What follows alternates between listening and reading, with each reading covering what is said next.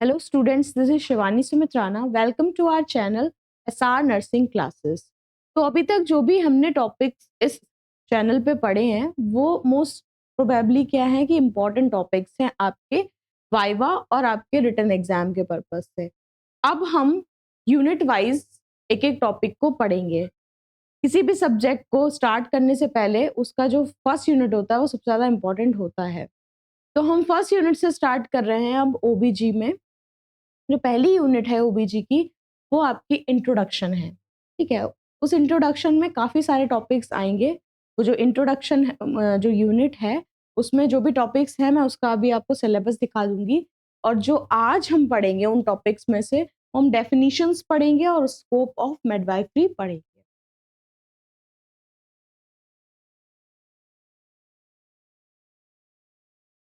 तो first of all हम ये देख लें कि जो आपकी फर्स्ट यूनिट है उसमें क्या क्या टॉपिक्स आएंगे. तो डेफिनेशंस होंगी उसमें जो कि है midwifery, obstetric and obstetrical nursing. फिर scope of midwifery, basic competencies of midwife, history of midwifery in nursing, development of maternity services in India, vital statics related to maternal health in India. तो introduction, introduction किसका रहेगा? वो रहेगा important vital statics और statical rate and index, still birth और neonatal death, जिसमें से ज्यादातर टॉपिक्स आपके 2 मार्क्स और 5 मार्क्स के लिए इंपॉर्टेंट रहते हैं. लॉन्ग क्वेश्चन अगर इसमें से बनता है तो वो इस तरीके से हिस्ट्री ऑफ मिडवाइफरी पूछा जा सकता है या फिर स्कोप. ओके, ये दोनों चीजें पूछी जा सकती हैं अगर लॉन्ग में पूछी जाती हैं तो. बाकी 2 मार्क्स और 5 मार्क्स पे ज्यादातर इस यूनिट से क्वेश्चंस आ जाते हैं. ओके, तो सबसे पहले हम देखेंगे डेफिनेशंस. जिसमें पहली डेफिनेशन है midwifery. Midwifery is a health care profession which believes in providing care to child bearing women during pregnancy, labor, birth, not only this but even during the postpartum period. यानी कि midwifery एक क्या है? Midwifery एक health care profession है. ठीक है, तो मिडवाइफरी एक हेल्थ केयर प्रोफेशन है और ये एक ऐसा प्रोफेशन है जिसमें क्या किया जाता है, जितनी भी चाइल्ड बेयरिंग वुमेन्स यानी कि प्रेग्नेंट वुमेन्स या लेबर यानी कि डिलीवरी के टाइम पे जो वुमेन्स हैं या बर्थ देने वाली जो वुमेन्स हैं वो, ठीक है, और सिर्फ वही नहीं बल्कि वो वुमेन्स भी जो डिलीवरी कर चुकी यानी कि पोस्टमार्टम का मतलब होता है कि आफ्टर डिलीवरी, उन सारी वुमेन्स को क्या करना, केयर देना, इस प्रोफेशन के अंदर आता है. I hope it is clear. ठीक है, however midwifery further deals with the care of newborn and assists the mother in breastfeeding. जो मिडवाइफरीज हैं या जो मिडवाइफरी ऐसा प्रोफेशन है जो कि और किसके साथ डील करता है, वो न्यूबॉर्न केयर न्यूबॉर्न के लिए. ठीक है, जो न्यूबॉर्न बेबीज होते हैं उनकी केयरिंग और ब्रेस्ट फीडिंग भी इस प्रोफेशन के अंदर की जाती है. अब मिडवाइफ्स क्या हैं? मिडवाइफरी तो प्रोफेशन हो गया. मिडवाइफ क्या है? मिडवाइफ वो क्या है? वो पर्सन जो क्या करती हैं, जो ये केयर प्रोवाइड कर रही हैं. ऐसी वुमेन्स या फिर ऐसे persons, not only womens, mens भी, इवन मेंस भी जो केयर प्रोवाइड कर रहे हैं ऐसी लेडीज को जो प्रेग्नेंट है या लेबर के टाइम पे है या फिर आफ्टर डिलीवरी. ठीक है, और फीमेल, लेकिन क्या रहता है कि जो फीमेल है वो ज्यादा मिडवाइफ्स पाई जाती हैं in comparison to male. Okay, तो आपको मिडवाइफरी समझ में आ गया. मिडवाइफरी क्या है? एक हेल्थ केयर प्रोफेशन है. वो प्रोफेशन जो कि केयर प्रोवाइड करता है उन वुमेन्स को जो प्रेग्नेंट हैं या जो लेबर के टाइम पे वुमेन्स हैं या फिर आफ्टर डिलीवरी जो न्यूबॉर्न बेबीज हैं उनको, और ब्रेस्ट फीडिंग मदर्स को केयर प्रोवाइड करने के प्रोफेशन को मिडवाइफरी कहते हैं. और वो पर्सन या प्रैक्टिशनर जो कि क्या करते हैं, वो केयर प्रोवाइड कर रहे हैं उन पर्सन्स को हम क्या कहते हैं? मिडवाइफ कहते हैं. वो मेल भी हो सकते हैं, फीमेल भी हो सकते हैं, लेकिन ज्यादातर फीमेल्स पाई जाती हैं. Okay, the next definition is obstetrics. एक क्वेश्चन पूछा जाता है what is obstetric and what is gynaecology. Obstetric क्या है पहले हम ये जानेंगे, फिर मैं बताती हूँ आपको व्हाट इज गायनेकोलॉजी। तो obstetric it is a branch of medicine that deals with the care of women during pregnancy, child birth and the recuperative period following delivery. यानी कि ऑब्स्टेटिक एक ऐसी ब्रांच है, किसकी, मेडिसिन की एक ब्रांच है, ठीक है, जिसमें क्या है वुमेन्स को केयर प्रोवाइड की जाती है। वो वुमेन जो प्रेग्नेंट है या फिर जिन्होंने अभी डिलीवरी की है या फिर जिनका डिलीवरी के बाद में पोस्टमार्टम पीरियड चल रहा है, ठीक है, ऐसे क्या है ब्रांच ऑफ मेडिसिन को, ठीक है, क्या कहते हैं, ऑब्स्टेटिक कहते हैं। अगर हम गायनेकोलॉजिस्ट या गायनेकोलॉजी की बात करते हैं तो उसका मतलब ये समझिए कि हम किसी ऐसी वुमेन मतलब ऐसी वुमेन की केयर कर रहे होंगे जो कि आपके रिप्रोडक्टिव सिस्टम से में किसी डिसीज कंडीशन से जूझ रही हैं, ठीक है, तो वो वुमेन्स क्या है गायनेकोलॉजिस्ट के पास जाती हैं, ठीक है। तो गायनेकोलॉजी का मतलब क्या होता है कि जब आप रिप्रोडक्टिव सिस्टम की किसी disease condition, female reproductive system की किसी डिसीज कंडीशन के बारे में स्टडी करते हैं तो वो गायनेकोलॉजी के अंदर आता है। उसके बाद है ऑब्स्टेटिकल नर्सिंग। ऑब्स्टेटिकल नर्सिंग का मतलब क्या है, obstetrical nursing also called perinatal nursing. Perinatal मतलब कि पूरा आपका जो आपका उसमें एंटीनेटल भी आ जाएगा या फिर पोस्टमार्टम भी आ जाएगा। तो क्या है ऐसी स्पेशलिटी जो किस पे वर्क करती है। तो ऑब्स्टेटिकल नर्सिंग क्या है, एक ऐसी स्पेशलिटी है नर्सिंग की जो ज्यादातर या फिर जो स्पेशली किसके ऊपर, प्रेग्नेंट लेडीज या फिर जिन्होंने अभी अभी क्या है डिलीवरी की है, ऐसी वुमेन्स के साथ डील करना या केयर, स्पेशली स्पेशलिटी जिनकी केयर उन वुमेन्स को देना हो जो प्रेग्नेंट हो या जिन्होंने डिलीवरी की है, ऐसी नर्सिंग को ऑब्स्टेटिकल नर्सिंग बोलते हैं। ऑब्स्टेटिकल नर्स कौन है, ऑब्स्टेटिकल नर्स वो नर्सेस होती हैं जो कि प्रीनेटल केयर कराती हैं या फिर टेस्ट कराती, प्रीनेटल मतलब एंटीनेटल, यानी कि प्रेगनेंसी के टाइम पे जो भी केयर है या फिर जो भी टेस्ट है जो करवाती हैं नर्सेज या फिर जो केयर प्रोवाइड करती हैं ऐसी वुमेन्स को जो प्रेग्नेंट हैं या फिर किसी प्रेगनेंसी के वजह से कोई कॉम्प्लिकेशन को झेल रही हैं या फिर ऐसी वुमेन्स जिन्होंने अभी अभी लेबर किया है या फिर जो लेबर रूम में है, ठीक है, या जिन्होंने डिलीवरी कर चुकी हैं या फिर आफ्टर डिलीवरी जो भी वुमेन्स हैं उनको केयर प्रोवाइड करने वाली नर्सेस क्या कहलाती है, ऑब्स्टेटिकल नर्स कहलाती हैं। ओके, द नेक्स्ट डेफिनेशन हम देखेंगे अब। ओके, तो ये तीन डेफिनेशंस थी, ठीक है, मिडवाइफरी, ऑब्स्टेटिकल नर्स और क्या था, ऑब्स्टेटिकल नर्सिंग। इसके बाद हम देखेंगे most important topic that is scope of midwifery. तो स्कोप क्या रहता है कि मिडवाइफरी का क्या क्या काम है, ठीक है, वो कहाँ पे जाके क्या कर रही है, उनके वर्क क्या है, ठीक है।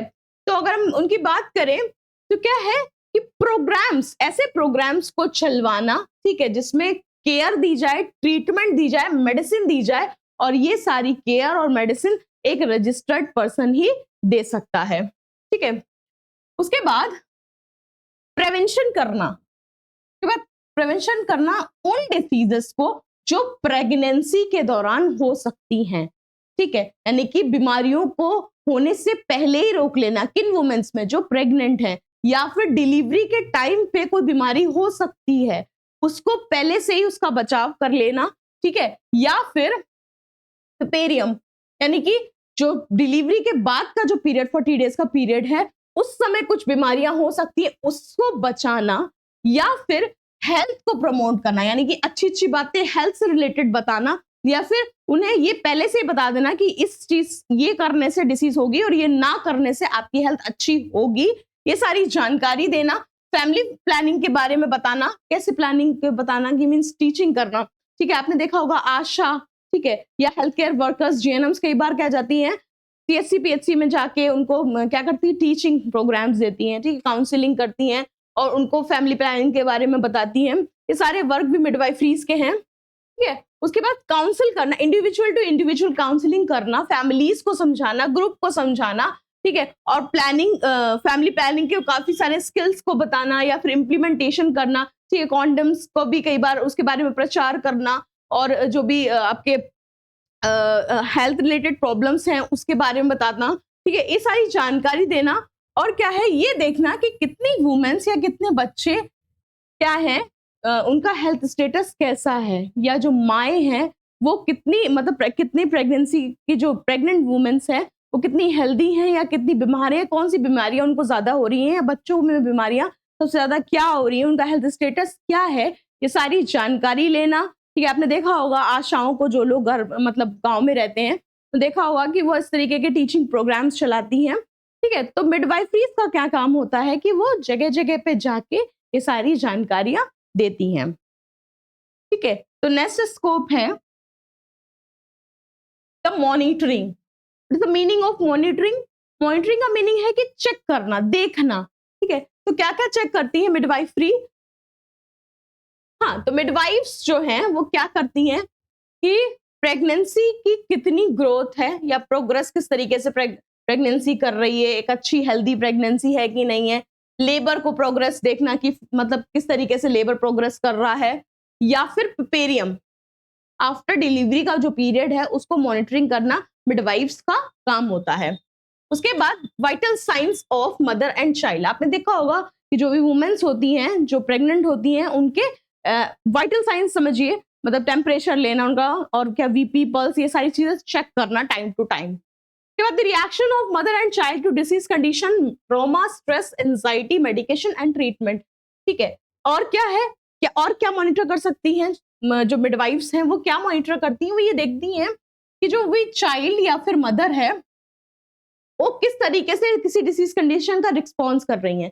कुछ लोग ऐसे होते हैं, कुछ वुमेन्स बहुत ही मतलब स्ट्रांगली चीजों को हैंडल करते हैं, और कुछ वुमेन्स होते हैं जो बहुत ही वीक होते हैं, वो विड्रॉल बहुत जल्दी कर देते हैं। ठीक है, तो ये देखना है कि वुमेन का जो डिसीज कंडीशन हो रही है उसका क्या रिएक्शन है उनकी बॉडी से, या वो ट्रॉमा को किस तरीके से हैंडल कर रहे हैं। ठीक है, कि बहुत सारे ऐसे केसेस भी आते हैं कि जो प्रेगनेंसी के टाइम पे जिनको कोई डिसीज कंडीशन हो जाती है, कोई ट्रॉमा हो जाता है, या फिर हो सकता है उनको मिसकैरेज हो जाता है, तो वो उस समय उस ट्रॉमा के साथ में किस तरीके से हैंडल कर रहे हैं, स्ट्रेस का मैनेजमेंट वो कैसे कर रही हैं, एंजाइटी देखना होता है। ठीक है, और मेडिकेशन जो भी हम दे रहे हैं उसका क्या रिएक्शन है, और जो ट्रीटमेंट चल रहा है अगर वुमेन जो है वो अगर एडमिट है उसका क्या किस तरीके से मेडिकेशन का वो रिएक्शन हो रहा है, या कोई मेडिकेशन उन्हें असर कर रही है कि नहीं कर रही, ये सारी चीजें भी मॉनिटरिंग आपकी मिडवाइफ्स करती हैं। इसके अलावा ये इंपॉर्टेंट टॉपिक है बच्चे, the prevention of complication related to pregnancy, labor and the prepartum including।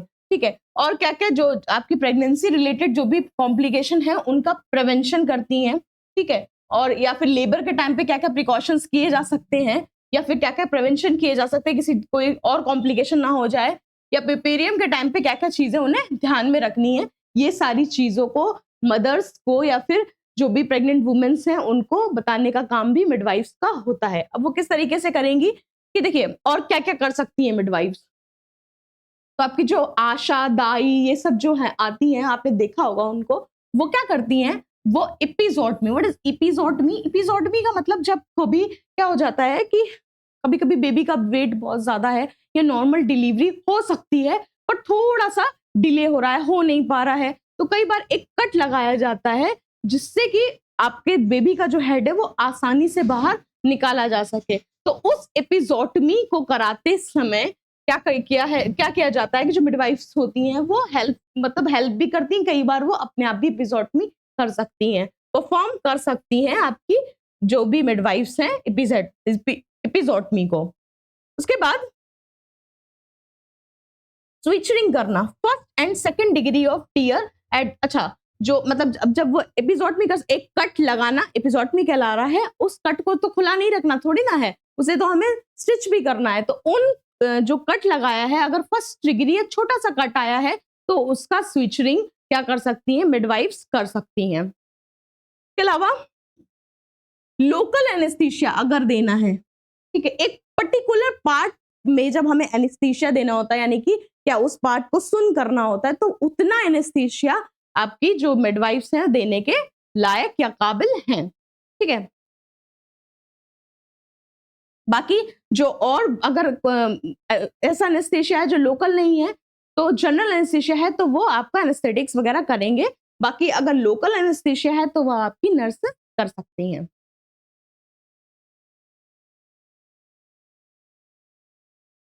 The promotion and maintenance of hygiene, physical comfort and assurance of the mother and child, यानी कि जो भी वुमेन्स हैं उनको हाइजीन के बारे में बताना, हाइजीन मेंटेन करवाना उनसे, फिजिकल कंफर्ट यानी कि उन्हें अगर कोई भी डिस्कम्फर्ट हो रहा है, पेन हो रहा है, तो उनको उससे रिलीफ के लिए जो भी वो कर सकती हैं, वो सारा कुछ मैनेजमेंट करना, ठीक है। और क्या करना, ये देखना कि जो मदर है या बच्चा है वो उसको अच्छे से क्या हो रहा है, मतलब वो ठीक है कि नहीं है, ये चीज अश्योर करना, ठीक है। उसके अलावा क्या काम है उनका, प्रमोशन ऑफ एक्सरसाइज, ठीक है। उन्हें बताना कि आप थोड़ी थोड़ी एक्सरसाइजेस कर सकती, ये सारी टीचिंग कौन करता है, आप अगर नर्स डॉक्टर के पास जा रहे हैं तो वो आपको नर्स मिलेगी वहां पे, ठीक है। जो भी आपकी मिडवाइफ्स हैं वो आपको ये सारी चीजें बताती हैं। आप सारे डाउट तो क्लियर करके नहीं आते डॉक्टर से, ठीक है, कुछ डाउट आपके ऐसे रह जाते हैं जो आप अपने नर्सेस से पूछते हैं, तो वो आपको ये बात बता सकती हैं कि आपको क्या एक्सरसाइज करनी है, छोटी छोटी एक्सरसाइज आप क्या कर सकते हैं, क्या नहीं कर सकते हैं, क्या चीज आपको नहीं करनी है, कितनी देर एक्सरसाइज करनी है, कौन सी एक्सरसाइज आपको करनी है, कितना रेस्ट आपको करना चाहिए, कितनी स्लीप आपको लेना चाहिए, ये सारी जानकारी या फिर ये सारे एडवाइस आपको आपकी मिडवाइफ्स करती हैं। The next is facilitation of the body mechanics and prevention of bodily deformities, यानी कि इस चीज का ध्यान रखना कि कोई भी बॉडी में डिफॉर्मिटीज ना हो जाए, या फिर बच्चा आने वाला जो भी है उसका उसमें कोई डिफॉर्मिटी ना हो, इस बात का ख्याल रखना, ठीक है। और इन सारी चीजों से बचाने की कोशिश कर सकती हैं वो।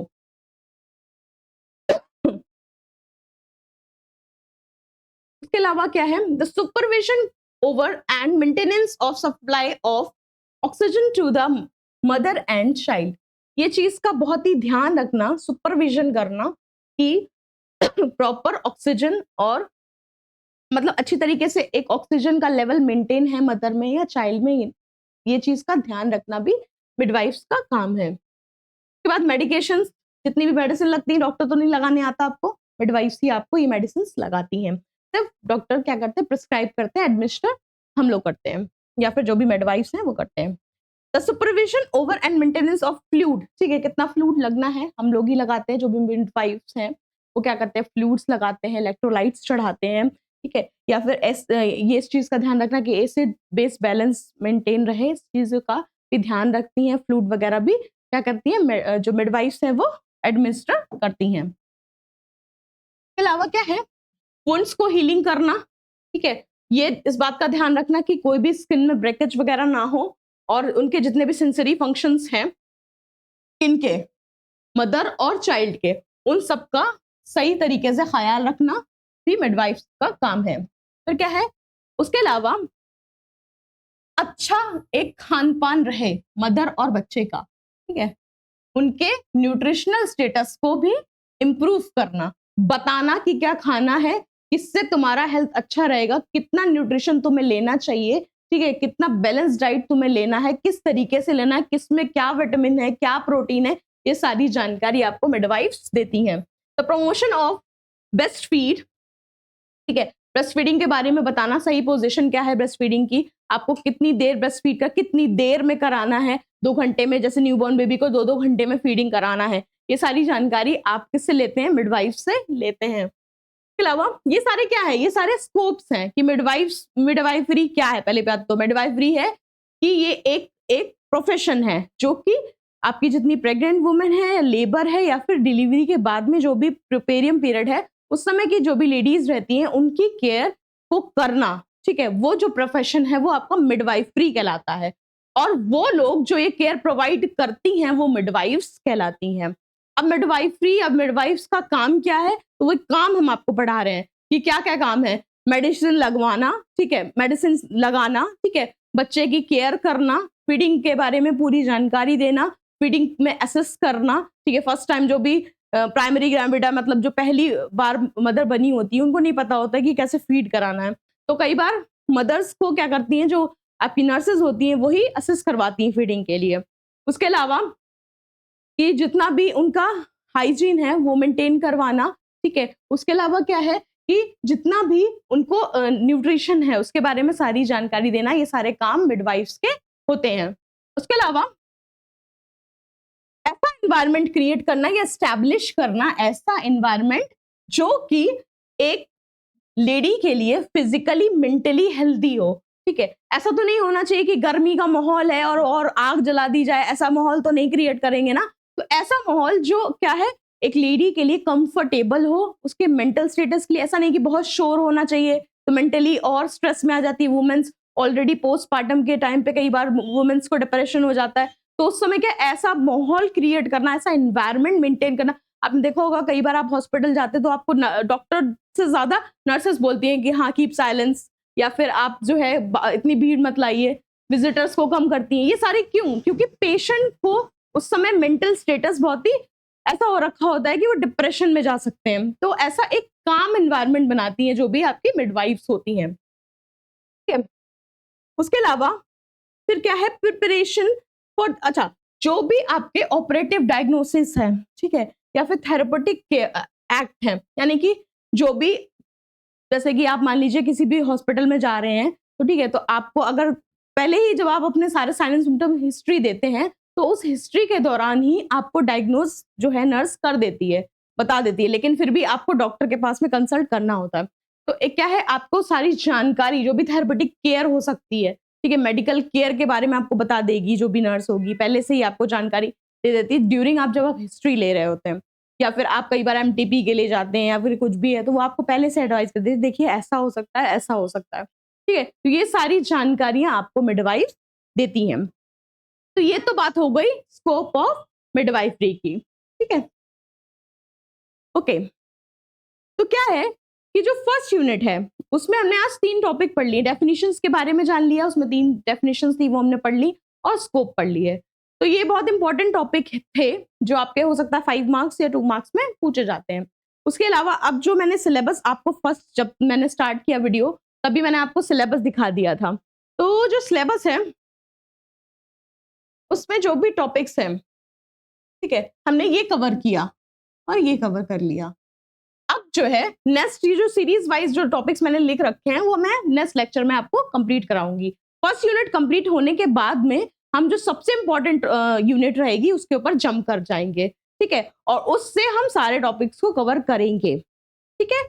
आई होप आपको आज का क्लास पसंद आया होगा, ठीक है। आपके जितने भी नर्सिंग फ्रेंड्स हैं, ठीक है, या फिर जो आप जिनको जानते हैं जो नर्सिंग कर रहे हैं, उनको आप इस चैनल के बारे में बता सकते हैं कि इस चैनल पे एकेडमिक पोर्शन, ठीक है, एकेडमिक पोर्शन क्या किया जाता है, कवर किया जाता है। जिन लोगों को कई बार क्लासेस में छूट जाते हैं लेक्चर्स, तो वो यहाँ से एकेडमिक पोर्शंस को कवर कर सकते हैं। ओके, तो थैंक यू। अगर आप नए हैं, आपने पहली बार ये वीडियो देखा हो, तो आप हमारे चैनल पर जाके देखिए, उसमें आपको काफी नर्सिंग रिलेटेड वीडियोस मिलेंगे जो आपके लिए बेनिफिशियल हो सकते हैं। Okay, thank you students.